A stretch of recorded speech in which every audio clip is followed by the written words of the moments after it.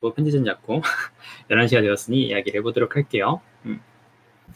여러분들 안녕하세요. 락서입니다. 오늘도 수다 방송이 되었으니까 여러분들에게 책 이야기 하나 해드려야겠죠. 오늘의 책은 믿을 수 없는 화자가 등장하는 소설을 3권 준비해 보도록 했습니다. 5권을 준비할까도 했는데 오늘 방송 같은 경우는 앞선 좀 시간이 좀 이것저것 일이 있어가지고 딱 3권 정도를 준비해 봤고요. 이 영상은 그러므로 1시간까지는 안 갈 것 같고 약 한 30-40분 정도 가지 않을까 싶어요. 추후에 역시 편집으로 또 영상이 올라갈 예정이니까 나중에 봐주시면 참 좋을 것 같습니다. 그러면 오늘의 책, 믿을 수 없는 화자가 등장한 책 3권 한번 소개를 시작해 보도록 하겠습니다. 급 진행해야죠. 깔끔했다. 오늘의 첫 책. 오늘은 책이 총 3권이 준비가 있는데요. 한 권은 고전이에요. 해외 고전이고요. 한 권은 고전까지는 아니긴 한데 해외 문학이긴 해요. 고전? 그렇게 오래되진 않은데 또 뭐 20세기 중반 정도의 작품이고, 그 다음에 또 한 권은 국내 작품입니다. 이렇게 해서 한 권 한 권 한번 시작을 해보도록 하겠습니다. 자, 첫 번째 책, 제 왼쪽에 있는 책부터 한번 랜덤으로 시작을 해볼 텐데 힌트를 먼저 드려보도록 하겠습니다. 맞춰보시면 좋을 것 같아요. 제가 일전에 소개한 작가예요. 이 책은 그리고 제가 리뷰를 올린 적이 있습니다. 제가 좋아하는 해외 작가 중에 한 분이시고요. 매년 노벨문학상 수상자로 지금 현재 예측이 되고 있는 작가 중에 한 명이시죠. 유명한 작품이 이제 여러 권 있는데 그게 드라마로 되기도 해서 아주 이슈를 일으키기도 한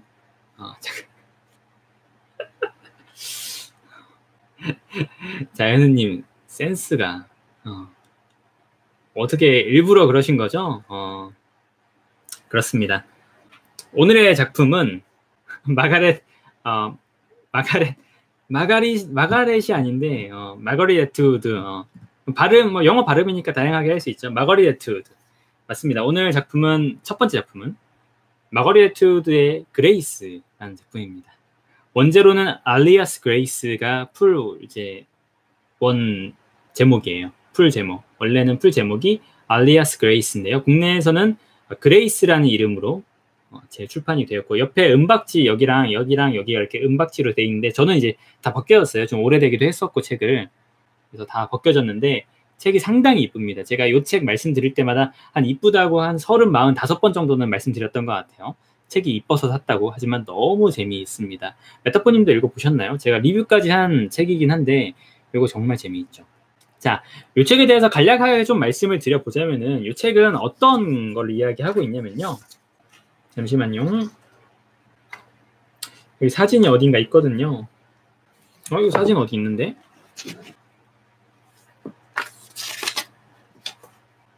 이런 부분은 영상에 할 때 편집이 됩니다. 죄송해요. 미리 페이지를 찾아놨어야 되는데 갑자기 떠올라가지고 삐걱거립니다. 21쪽? 왜 이게 안 보였죠? 어이가 없네. 맞아요. 감사합니다. 아멜리아님. 감사드립니다. 도움 감사드립니다. 구독자분에게 실시간으로 도움을 받을 거라고는 생각을 해보지 못했는데 책을 갖고 계셔서 가능한 일이겠죠. 자, 여기 보시면은 여기 초상화가 있죠. 보이세요, 여러분? 제 얼굴보다 요걸 봐주세요. 여기 그레이스 마크스, 일명 메리 휘튼이라는 초상화가 있고요. 옆에는 제임스 맥더모트라는 이 초상화가 있죠. 자, 이게 어떤 이야기냐면은 어느 날 한 가정집에서 살인사건이 발생합니다. 그 가정집에는 이 키니어라고 하는 키니어 나리가 살고 있었고, 거기에 이제 집주인이 안주인이자 사실은 하녀였는데 약간 이 키니어라는 남자와 모종의 어떤 관계를 맺고 있던 하녀였는데, 그래서 안주인 행세를 하고 있는 이 낸시 몽고메리라는 여자가 있었어요. 그리고 그 밑에는 여러 하인들이 있었는데 그 중에 한 명이 제임스 맥더모트라는 젊은 남자아이였고, 그리고 또 한 명이 아까 사진을 보셨던 이 그레이스 마크스라는 여자 하녀였습니다. 근데 어느 날 이 둘이 죽은 채 발견이 돼요. 이 둘이 죽은 채. 그리고 이 둘이 사라지는 거죠. 그래서 이 둘이 도망을 갑니다. 캐나다에서 미국으로 도망을 가려고 하는데 결국에는 잡히게 돼요. 그래서 이 두 명을 살인한 주인과 안주인, 주인과 한여장을 살인한 죄로 이 두 명이 이제 기소가 되는 거죠. 그래서 이 두 명의 어떤 살인사건 혐의로 이 둘이 잡히게 되는데, 그레이스 마크스와 제임스 맥더모트 사이에서 과연 이 범죄에 있어서 누가 책임이 있는가, 이런 식의 이제 공판이 시작이 돼요. 근데 그 과정에서 제임스 맥더모트는 이 그레이스에게 저 악마 같은 여자가 나를 사주했다 라고 주장을 하는데, 결과적으로는 제임스 맥더모트는 교수형을 당하고요. 그레이스는 감옥에서 시간을 꽤 많이 보내게 됩니다. 나중에는 이제 모범수로 석방이 되기도 합니다. 그런데 이 이야기가 단순히 그냥 이야기가 아니라요, 실화입니다.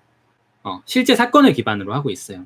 그래서 이 작품의 챕터마다 보시면 앞에 기사 같은 게 있거나 캐나다 포스트 몇 년도 몇 월 기사, 아니면은 제임스 무디의 수자너의 개척지 생활, 이런 책과 관련된 이런 언급들이 있어요. 인용구들이. 그게 실제 자료입니다. 실제 당시에 사건을 토대로 했던 다른 책들에서 따온 인용구라든지 당시에 실렸던 기사들을 토대로 하고 있어요.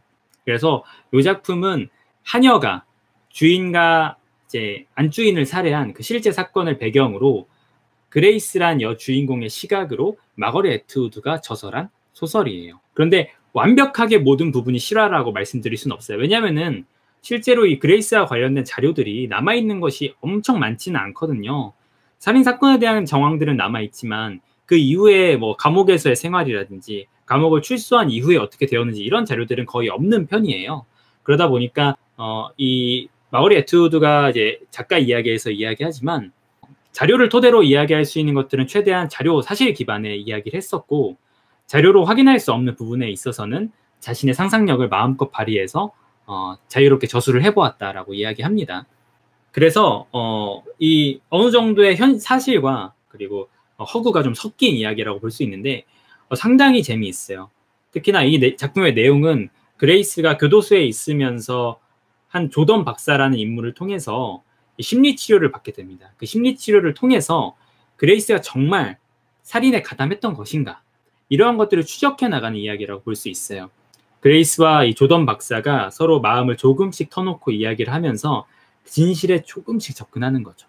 하루하루 기억을 되새겨 가면서 점차 마지막 내용까지 그날의 살인 날의 기억을 하나하나 더듬어 가기 시작하는 거예요.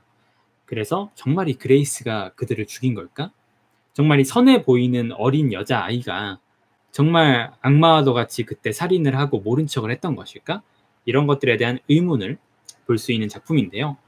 자, 이 작품이 왜 제가 믿을 수 없는 화자라고 말씀을 드렸냐면은 끝까지 정확하지가 않아요. 그레이스라가 주인공이고 그레이스가 많은 말을 하기도 하는데 정말 그레이스가 죽였을까에 대한 확신이 없습니다. 사실 그레이스 입장에서 읽다 보니까 그 편에 쓰면은 죽이지 않았다고 이야기할 수도 있어요. 작품 끝까지 읽으면은. 그런데 이 작품은 여전히 마지막까지 그 태도를, 거리를 되게 잘 유지하고 있는데 그레이스가 마냥 옳다고 이야기하고 있진 않아요. 역시나 약간의 거리를 두면서 그레이스가 거짓말을 했을 가능성도 조금씩 내보이고 있거든요. 그러한 암시를 작품 내에서 조금씩 흘리고 있는 거죠. 그래서 이 작품은 믿을 수 없는 화자, 믿을 수 없는 주인공이 등장하는 소설이에요. 여러분들이 이 작품을 읽으실 때 그레이스의 의견을 그대로 믿을 것인가?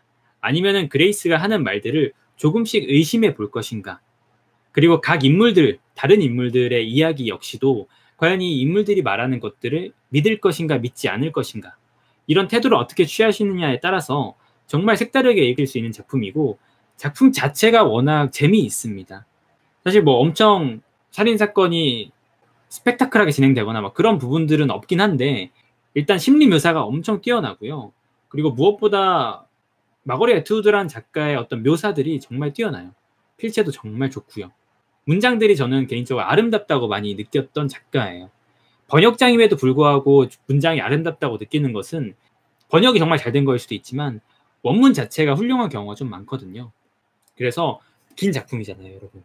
요거 680페이지. 작가 연보까지 합치면 695페이지예요. 거의 700페이지에 달하는 이 책을 실제로 정말 재미있게 읽었습니다. 저희 어머니도 아마 읽어보셨고 제 주변 분들에게도 이거 추천해서 좀 많이 예전부터 추천을 하고 다녔었어요. 근데 워낙 분량이 길어서 다들 힘들지 않을까 이 생각을 먼저 하셨었는데 읽어보신 분들은 다 그렇게 이야기하셨습니다. 너무 재밌었다. 분량에 비해서는 정말 잘 읽히고 너무나 재밌게 읽었던 작품이라고. 저 역시 이 작품을 읽을 때 책장이 넘어가는 게 조금 아쉬울 정도로 재미있게 읽었던 작품 중에 하나였어요. 제가 사실 이 마거리 애트우드라는 작가를 아주 예전에 학부 시절에 단편으로 먼저 배우고 그 이후에는 읽어볼 기회가 별로 없었어요. 그러다가 서점에서 어느 날 이 작품을 발견하고 책이 너무 이쁜 거예요. 근데 마거리 애트우드 옛날에 내가 배운 적이 있는 작가인 것 같은데 책이 너무 이쁜데 일단 한번 사서 읽어볼까 해서 사서 읽어봤는데 너무 재밌는 거예요. 그래서 그 이후에 시녀 이야기도 읽고 다른 작품도 최근에 이제 눈먼 암살자라는 작품도 여기에 보시면 있는데 반짝거리죠. 이것도 읽은 케이스인데 여러분들 마거리 애트우드라는 작가가 좀 궁금하시면은 시녀 이야기나 이 그레이스를 읽어보시면 좋을 것 같아요. 시녀 이야기도 재미없다는 사람 본 적이 없을 정도로 정말 재미있는 작품이고요. 저는 두 개 중에 비교하자면은 그레이스를 조금 더 재미있게 읽었습니다. 이게 조금 더 제 취향에 가까웠던 것 같아요. 시녀 이야기도 너무 재밌었는데 그것도 아껴서 읽을 정도로 재밌었는데 그레이스 자체가 조금 이 내용의 흥미로움이 더구나 약간 실화라고 하니까 그런 어떤 흥미로움 때문에인지 몰라도 그레이스도 상당히 재미있게 읽었던 책입니다. 이 작품 꼭 추천드리고 싶어요. 이 16살 소녀의 말을 어디까지 믿을 것인가.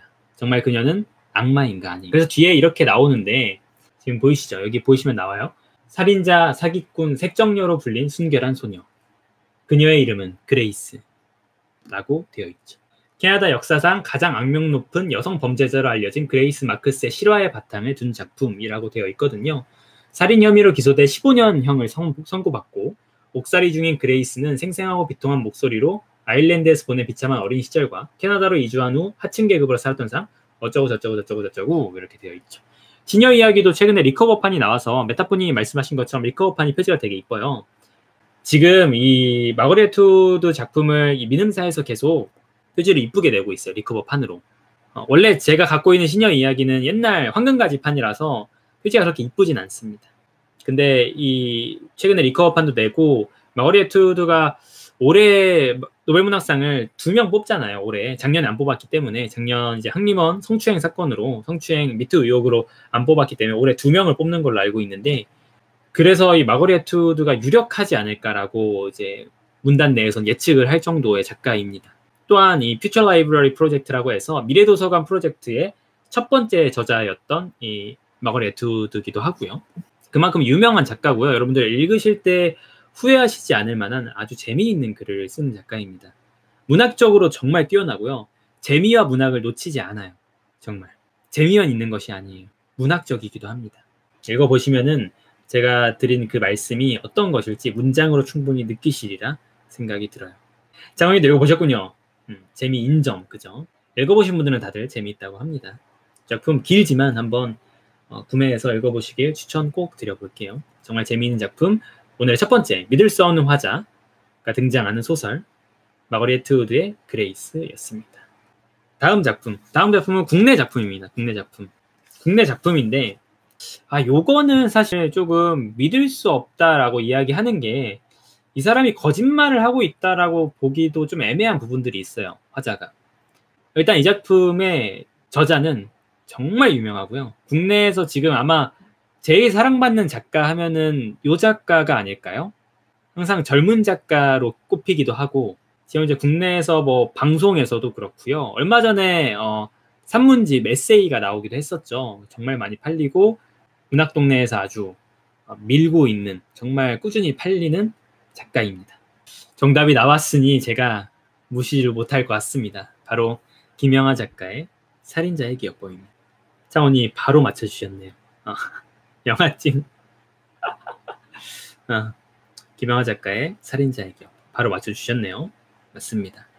이 작품 읽어보신 분들이 아마 많으실 것 같아요. 그죠? 워낙 유명한 작품이고 김영하 작가를 요즘 워낙 인기가 많으셔가지고 많이 읽어보셨을 것 같아요. 어떤가요? 여러분들이 생각하시기에 믿을 수 없는 화자라는 그 주제적으로 부합하는 작품일까요? 이 작품의 내용을 모르시는 분들을 위해서 잠깐 소개를 해드려 보자면은 70대 노인인 김병수라는 노인이 있습니다. 이 노인이 치매 판정을 받아요. 그래서 이 70대 노인 김병수는 그때부터 기록을 하기 시작합니다. 일기를 쓰고 자신이 했던 일들을 기록해서 최대한 뭐 기억을 까먹지 않으려고 이런 식의 노력을 하긴 하는데요. 알고 보니 이 김병수는 그 일기장에서 고백하듯이 살인자였어요. 과거에 여러 명의 사람을 죽였던 연쇄 살인범이었습니다. 하지만 잡히지 않았죠. 어쩐지 생경한 조합이지 않나요? 살인과 노인과 치매라뇨. 이 세 가지 조합이, 정말 생소한 이 세 가지 조합이 너무나 아주 조화롭게 그리고 아주 재미있게 섞이면서 살인자의 기억법, 말 그대로 한 치매에 걸린 노인이 살인자의 어떤 기억을 다루고 있는 작품이라고 볼 수 있어요. 작품이 제가 말씀드린 대로 이 일기 형식으로 되어 있어요, 거의. 그래서 자기의 그날그날 하루를 짧게 기록하기도 하고 아니면 대화체로 기록이 되어 있기도 하고요. 약간 일기와 어떤 소설의 형식을 중간중간 번갈아 가면서 띄고 있는 작품이라고 볼 수 있어요. 여백이 좀 많기 때문에 읽으실 때 정말 재미있게 읽으실 수 있고 또 빠르게 읽으실 수 있는 작품입니다. 해봐야 150페이지가 안 됩니다. 150페이지가. 마음 먹으면 2시간, 3시간 만에 읽을 수 있을 정도의 짧은 작품이에요. 여백도 많고 너무나 재미있는 작품이죠. 사실 이 작품은 제가 재미있다고 말하는 게 웃길 정도로 기본적으로 재미있는 작품입니다. 이미 너무 유명한 거죠. 재미있는 걸로 너무 유명하기 때문에 제가 추천하는 것도 사실상 필요 없을 정도로 너무 유명하고 재미있기로 많이 알려진 작품입니다. 그 정도로 맞아요. 서서보다가 앉아서 다 읽으실 정도로 정말 재미있고 짧은 작품이고요. 저는 그 조합이 너무나 생경했어요. 치매와 살인자와 노인, 이 조합이 너무 생경했는데 제가 이 작품을 읽으면서 사실 저는 이 작품을 읽으면서 김영하의 다른 작품이 생각이 났어요. 여러분들이 만약에 김영하 작가의 다른 대표작을 읽어보셨으면 이 작품을 읽으셨을 때 그 작품 역시 생각이 나셨을 거예요.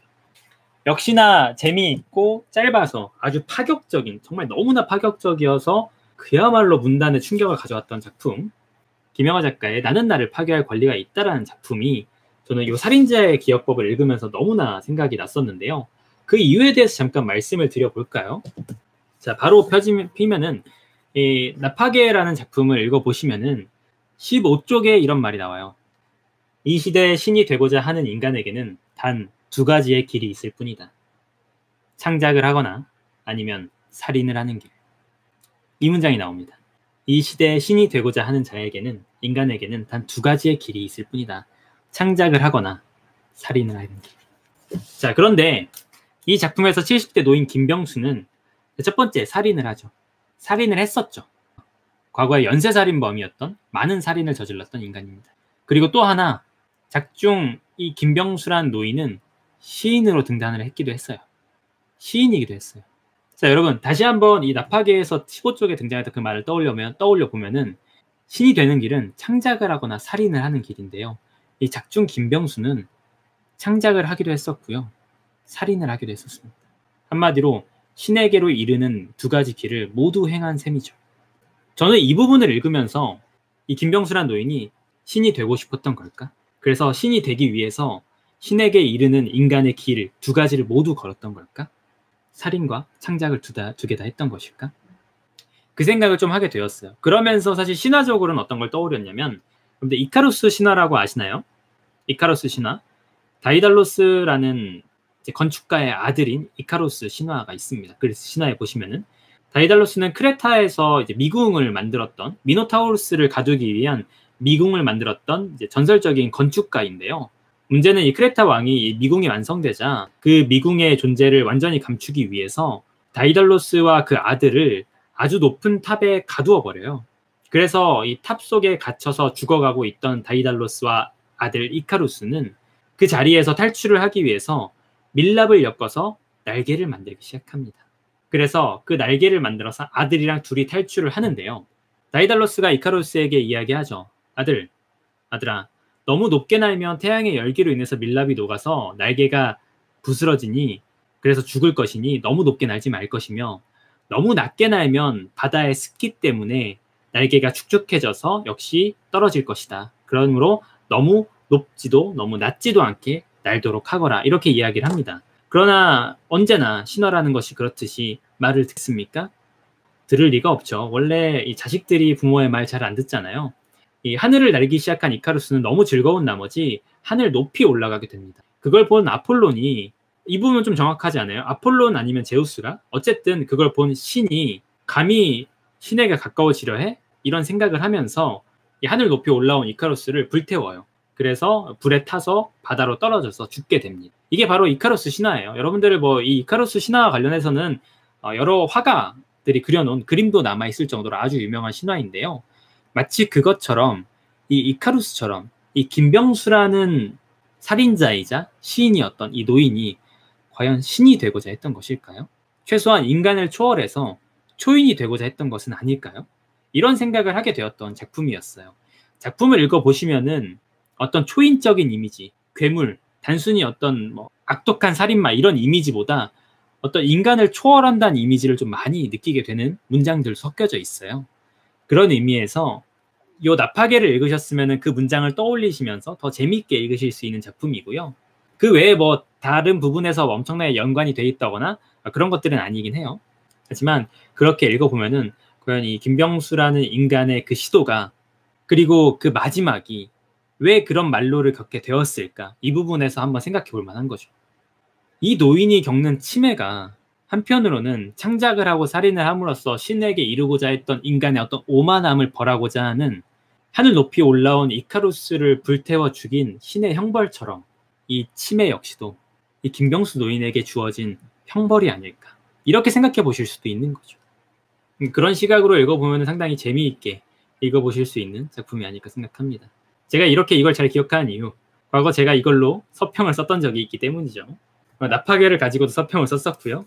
이 살인자의 기억법을 가지고도 서평을 쓴 적이 있기 때문에 그때 좀 많이 고민하면서 어떻게 읽어봐야 되나 고민을 했기 때문에 제가 그때 읽어봤던 생각을 한번 안내해 드린 거고요. 이 작품도 조만간 이 골자 그대로, 이 논지 그대로 아마 리뷰를 올라갈 수도 있을 것 같아요. 뭐 그거는 제가 이제 쓴 서평이 있으니까 바로 읽기만 하면 되거든요. 흥미롭죠? 흥미로운 작품입니다. 그래서 이 작품 150페이지밖에 안 되는 짧은 작품인데요. 여러분 너무나 재미있게 읽으실 수 있고 뭐 어렵게 읽으시든 깊이 생각하든 깊이 생각하지 않든 그냥 상관없이 재미있게 읽으실 수 있는 작품이 바로 이 김영하 작가의 살인자의 기억법이에요. 추천드리고요. 더불어서 이 나파계 같은 경우는 이 살인자의 기억법보다 훨씬 충격적인 파격적인 소재인데 이것도 역시 읽어보시면 좋을 것 같습니다. 저도 이 작품 상당히 좋아하고 제가 리뷰도 이거 써서 옛날에 독후감으로 인터넷 서점에서 돈도 타먹고 했던 적이 있습니다. 혹시 읽어보신 분들은 제 리뷰 나름 논지를 잘 뽑은 리뷰가 있으니까 한번 그것도 영상 예전에 있던 영상 한번 봐주시면 좋을 것 같습니다. 깨알같이 홍보를 해봤습니다. 그래서 믿을 수 없는 화자가 등장하는 소설 두 번째 소설은 김영하 작가의 살인자의 기억법이었습니다. 마지막 작품은 예상은 아마 못하실 것 같아요. 이게 고전이라서 좀 맞추시기 힘드실 것 같고 제가 일전에 몇 번 이야기해드린 적은 있는 생방에서 이야기 안 한 적은 없는데 그래도 아마 맞추시기 힘들 것 같아요. 어떤가요?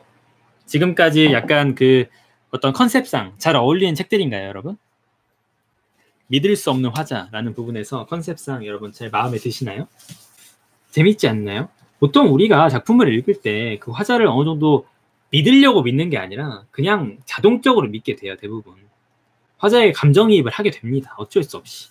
일부러 작가가 아주 객관적인 시각으로 다 떨어져서 이렇게 서술을 하는 게 아니고서는 주요 화자에 대해서 우리가 감정이입을 하고 더 친근하게 느낄 수밖에 없는데 이렇게 믿을 수 없는 화자의 등장들은 작품을 전체적으로 독자와의 거리감을 생성함으로써 뭔가 이전에 생각하지 못했던 부분들을 생각하게 하고 많은 부분에서 의심을 가능하게 하죠. 그래서 이런 작품들은 상당히 독특한 재미를 유발하게 됩니다. 마지막 작품 일단 이거 세계문학이고요. 세계문학이고 고전입니다. 참고로 미국 문학에서 아주 유명한 작가예요. 아마 작가의 이름을 말씀드려도 작품 자체는 못 맞추실 가능성이 좀 높긴 한데 아주 유명한 작가고요. 데이지 밀러라는 작품을 쓰기도 한 작가입니다. 여기까지 일단 더 힌트를 한번 드려보자면은 귀신이 나오고요. 그리고 아이가 나옵니다. 아이와 귀신의 조합. 아이와 귀신이 등장하는 공포, 고딕 소설이에요. 이거는 아실 리가 없을 거라 생각하는데 작가의 이름은 주호는 아닙니다.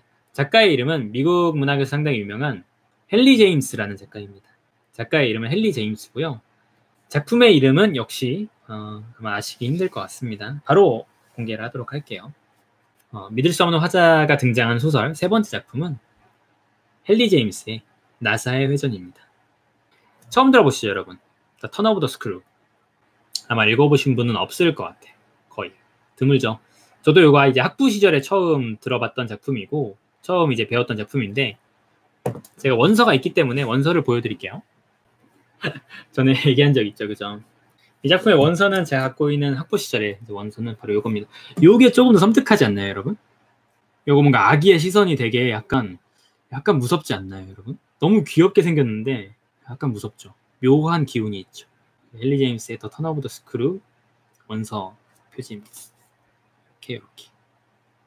그죠? 근데 뭔가 시선이 약간 이렇게 위에서 아래로 보는 게 약간 무섭지 않나요? 척키? 간식 앉아서 삐졌다고요? 인매가 다부진 게 약간 오싹오싹한 것 같은데 이렇게 딱 아주 클로즈업으로 여러분들 보면은 자, 이 작품에 대해서 잠깐 소개를 한번 해드려 볼게요. 이 작품은 어느 날 자 이제 또 왜 그 신사들과 숙녀들이 할 거 없으니까 돈 좀 있는 사람들이 이렇게 하룻밤 딱 이렇게 난로가에 모입니다. 추운 날에 난로가에 딱 이렇게 추운 날에 모여가지고 집에서 나름 이제 사교를 이제 행위를 하고 있는데 서로 이제 이야기를 나누고 있는데 갑자기 누가 무서운 이야기를 하자 이렇게 제안을 해요. 그래서 무서운 이야기를 하는데 그 중에 화자인 한 명이 이렇게 이야기합니다. 자기가 정말 무서운 이야기를 하나 알고 있다. 여러분들 이 자리에 계신 신사숙녀 여러분들 만약에 아이와 귀신이 얽히는 이야기라면 정말 오싹하지 않을까요? 라고 이야기를 해요. 그러면서 아이와 귀신이 얽힌다면 심장을 조이는 효과가 있지 않을까요? 그런데 그 아이가 하나가 아니라 아이가 둘이라면 심장을 2번 조이는 효과가 있지 않을까요? 라고 이야기하면서 자기가 알고 있는 무서운 이야기에 대해서 이야기하는데요. 사람들이 빨리 들려줘요. 이렇게 하니까 사실 이거는 내가 지어낸 이야기가 아니라 내가 이전에 알고 지내던 가정교사로부터 그분의 수기, 일기 같은 걸로 제가 받았던 그런 글이 있다. 그분이 적었던. 근데 그게 저기 제 집에 있어가지고 지금 좀 시간이 걸릴 것 같은데 괜찮으세요? 이렇게 이야기하는 거죠. 약간 그런 느낌 아닌가요? 정말 재미있는 이야기가 있는데 근데 멀리 있어서 아니다. 약간 이런 느낌인데 그러자 사람들이 빨리 갖고 오라고 시켜라. 기다리겠다. 기다릴 테니까 빨리 갖고 오라고 주변 사람 시켜라 라고 해서 실제로 원고를 갖고 와서 이제 그 이야기를 읽기 시작하는 게 이 내용의 주된 골자가 됩니다.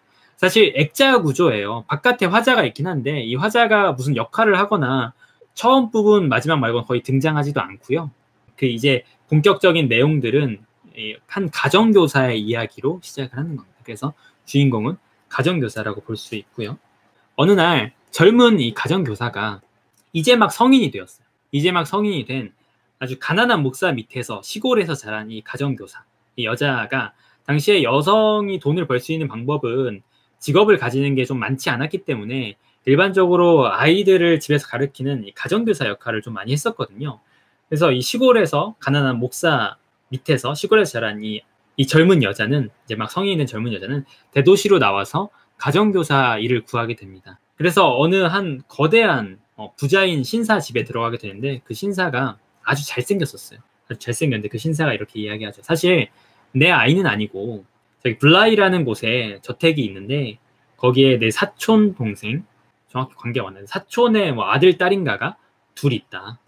사촌의 아들 딸이 둘 있다. 근데 내 사촌이 다 사고를 당해서 일찍 죽는 바람에 내가 키우고 있는데 나는 현재 이 런던에서 지금 자리를 뜰 수 없는 상황이라서 당신이 이 블라이 대저택에 가서 그 아이들을 가정교사 가르치는 겸 또 한편으로는 이 블라이 대저택에 가가지고 약간의 어떤 조율 작업을 해줬으면 좋겠다 라고 이야기를 하죠.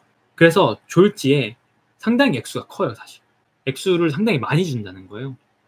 그래서 졸지에 이 여자 주인공은 정말 젊은 나이, 이제 막 성인이 된 젊은 나이에 아주 가난했던 신세에서 정말 큰 저택에 가가지고 아이들을 가르치고 하녀들을 거느리게 되는 이야기죠. 그런데 이 이야기가 처음에는 아무 문제가 없었어요. 아이들이 너무나 천사 같아. 너무나 이쁘고 꼬마 남자아이도 그렇고 여자아이도 그렇고 너무나 이쁘고 천사 같은 아이들이에요. 그보다 선해 보일 수가 없어요. 근데 조금씩 시간이 지나면서 이 화자는 이상한 걸 발견하기 시작해요. 귀신을 보기 시작하는데요. 그러면서 한 여장에게 물어보니까 사실 이전에 있었던 가정교사가 죽었다. 그리고 그와 관련돼서 다른 사건이 있었다. 이렇게 이야기를 해주는 거죠. 혹시 그 가정교사 이렇게 생기지 않았나요? 혹시 다른 죽은 사람 이렇게 생기지 않았나요? 라고 자기가 본 귀신의 인상착의를 말하니까 한 여장이 말하는 거죠. 그걸 어떻게 하셨죠? 근데 이야기가 여기서 끝나는 것이 아니라 이 귀신과 아이들이 서로 모종의 관계를 맺고 있다는 것을 점차 이 화자가 깨닫기 시작하는 거예요. 귀신이 보는 곳에 아이들이 있는 경우가 상당히 많고 그들이 뭔가 소통을 하고 있다는 것 같은데 아이들은 아주 해맑은 얼굴로 뒤돌면은 모른 척을 하는 거예요. 전혀 그런 내색을 조금도 부리지 않고 자기는 그런 일은 전혀 없고 귀신을 본 적도 없으며 그런 무서운 일과는 전혀 관련이 없다는 표정으로 왜 그러세요 선생님? 이런 느낌으로 하는 거죠. 이 아이들이 너무나 착하고 이쁘고 아끼는데 이 가정교사는 점차 이 아이들이 뭔가 귀신에게 물들고 있는 것 같고 나쁜 마음을 먹게 될까봐 악한 마음으로 돌아설까봐 계속 걱정이 되는 거예요. 그래서 이 아이들을 구하기 위해서 이 귀신들을 퇴치하기 위해서 각고의 노력을 하기 시작합니다. 바로 이 내용, 아이와 귀신의 어떤 결합, 아이와 귀신의 이 관계를 방해하기 위한 가정교사의 노력이 들어있는 작품이 이 헨리 제임스의 나사의 회전이라는 작품인데요. 그런데 이렇게만 되면 믿을 수 없는 화자가 아니잖아요. 이 작품에서 믿을 수 없다고 이야기하는 이유는 뭐냐면은 사실 약간의 스포가 될 수도 있는 부분이긴 하지만 작품을 읽다 보시면은 가정교사의 시선을 어디까지 믿을 것인가 이거에 의문이 생겨요. 왜 그러냐면요. 이상한 점들이 있어요. 가정교사가 귀신을 보고 귀신의 인상착의를 말해주고 한 여장에게 말하니까 한 여장이 맞다고 이야기해주잖아요. 그죠? 그러면은 이 가정교사가 귀신을 본 거 아니에요. 이 작품 속에서 귀신이 등장하는 게 8번인가 그래요. 무려 8번인가 이 가정교사가 귀신을 봅니다. 그런데 작품을 사실 다 읽고 나서 면밀히 그 읽었던 장면들을 다 복기해 보시면은 귀신을 본 사람은 가정교사밖에 없어요. 그 8번 중에 단 한 번도 다른 사람이 귀신을 보진 않습니다. 언제나 가정교사만 귀신을 봐요. 그래서 이 가정교사라는 화자를 과연 믿어야 되는 것인가? 이거에 대한 시선이 의문이 들기 시작하는 거죠. 자, 그런데 아까 말씀드린 것처럼 이 가정교사가 귀신을 보고 이야기하는 것들이 너무나 구체적이에요. 너무나 구체적이기 때문에 정말 본 것인가? 아니면은 그냥 허상을 본 것인가? 이런 것에 대한 의문이 생길 수밖에 없어요. 이 사람이 거짓을 하는 것인가? 거짓이 아니라 정말인가? 어쨌든 가정교사의 시각에서 서술된 하나의 글이기 때문에 우리는 가정교사의 시각에서 읽게 되는데 그렇다 보니까 그거를 모르는 거예요. 작품을 읽을 때까지는 마지막까지는 그 사실을 알 수가 없어요. 우리가 눈치채기 어려워요. 왜? 가정교사는 자기가 본 시각대로 이야기하니까. 근데 약간 객관적인 시각에서 그 만남들을 각각 하나씩 보면은 그 매 순간마다 저 항상 다른 사람이 본 증거가 없어요. 그래서 그런 어떤 오싹함이 숨어있는 작품이 바로 헨리 제임스의 나사의 회전이라는 작품이에요. 저는 여름날에 여러분 만약 약간 어떤 공포소설, 약간 오싹오싹한 이야기 한번 읽고 싶다 하시면 저는 이 작품 추천드려요. 상당한 고전이고 엄청 오래된 작품이에요. 이거 몇 년도 작품이냐면 이거 여러분 1898년 작품이에요. 1898년 작품. 근데 이 작품이 읽고 있으면은 등골이 서늘해지는 게 느껴질 정도로 지금 이 한여름에 읽으시면은 오싹오싹한 부분들이 있습니다. 읽어보시길 꼭 추천드리고 싶어요. 많이 안 알려진 작품이긴 하지만 그렇습니다. 이 메타폰이 말씀하신 관심 받으려고 그러는 건가? 이거를 단순히 그냥 웃고 넘어갈 해석이 아닌 게 왜 그러냐면 이 작품을 해석하는 하나의 틀 중에 하나가 마스터와의 관계 있죠. 그러니까 이 가정교사는 이 블라이 저택에서의 위치가 되게 이상해요. 왜냐면은 이 저택에서 가정교사는 모든 걸 총괄하는 존재죠. 왜냐면은 마스터는 런던에 있잖아요. 자신의 고용주, 주인은 런던에 있잖아요. 자기는 이 저택에서 모든 걸 총괄하고 있는 키를 조종하고 있지만, 배의 키를 조종하고 있지만 사실 어디까지나 피고용인에 불과해요. 밑에 있는 아이들이 사실상 마스터예요. 원래는 아이들이 더 지위가 높은 거예요. 가정교사라는 직책으로 조금 더 높아 보이지만 애매한 부분이 있습니다. 그리고 제가 아까 말씀드렸던 부분에서 놓치지 않으셨다면 아시겠지만 마스터가 잘생겼다고 이야기했죠. 마스터에게 이 가정교사가 모종의 호감을 느끼고요. 실제로 블라이 저택에서 일을 하면서 어떻게 하면 내가 잘해서 이 고용주, 마스터에게 조금 더 좋은 모습을 보여줄 수 있을까? 그에게 성과를 보여줄 수 있을까? 이런 모습들을 은연중에 나타내거든. 그렇기 때문에 작중에서 보여주는 이 가정교사의 노력들은 과연 정말 순수한 어떤 귀신을 봐서 아이들을 보호하려는 것인가? 아니면은 그 어떤 결과, 아이들을 보호해냈다는 어떤 성과를 만들어내기 위한 어떤 관심을 받기 위한 것들이 하나의 수단에 불과한 것인가? 이런 것들로도 생각할 수 있는 거죠. 그래서 이 작품을 읽을 때에는 이 약간 마스터와의 관계를 생각하면은 그런 시각으로 읽어볼 수도 있는 작품이기도 합니다. 하지만 제가 허언증이라고 말씀드릴 수는 없고요. 여러분들이 읽으시면서 판단해 보실 문제예요. 이 가정교사가 허언증인지 아니면 진짜 귀신을 본 건지 이거는 각자 여러분들이 판단하실 문제입니다. 후반부로 갈수록 그러한 사실이 조금씩 밝혀지면서 가정교사는 점점 미쳐가기 시작해요. 약간 그 광기가 마지막에 되게 피날레처럼 아주 잘 마무리가 되는 작품이에요. 그래서 오늘의 믿을 수 없는 화자가 등장한 소설 세 번째는 헨리 제임스의 나사의 회전이었습니다. 마지막으로 오늘 작품들을 다 하나씩 목록을 또 보여드리면은 오늘의 첫 번째 믿을 수 없는 화자가 등장한 소설은 마거리에트 우드의 그레이스라는 작품이었고요. 두 번째는 김영하 작가의 살인자의 기억법, 그리고 헨리 제임스의 나사의 회전이라는 작품이었습니다. 그래서 오늘 이렇게 믿을 수 없는 화자가 등장한 소설 3권을 좀 간단하게 소개해드려봤어요. 5권을 했어도 좋을 법하긴 했지만 오늘 앞선 여러 일정들이 있었던 거기 때문에 최대한 좀 간단하게 준비를 한번 해보았습니다. 그래도 50분이 흘렀네요. 네, 여러분 지금까지 믿을 수 없는 화자가 등장한 소설 3권을 이렇게 추천드려봤고요. 상당히 재미있는 소설들 위주로 좀 추천을 해드려봤으니까 읽어보셔도 아마 후회하지 않을 만한 작품들이 아닐까 싶습니다. 제가 본의 아니게 또 이렇게 영업을 하게 되는데 여러분들 좋은 책을 만나는 것은 절대 손해보는 일은 아니거든요. 한번 읽어보시면 좋을 것 같네요. 이렇게 오늘 수다 시간에 또 책 이야기 시간에 찾아와 주셔서 너무나 감사드리고 또 다음 주에 또 다음 방송으로 또 찾아오도록 할 테니까 어떤 컨텐츠가 될지는 역시나 아직은 모르고요. 또 다음 방송을 기대해 주시면 좋을 것 같습니다. 그럼 들어주시느라 너무나 수고 많으셨고 다음에 뵙도록 할게요. 그럼 안녕.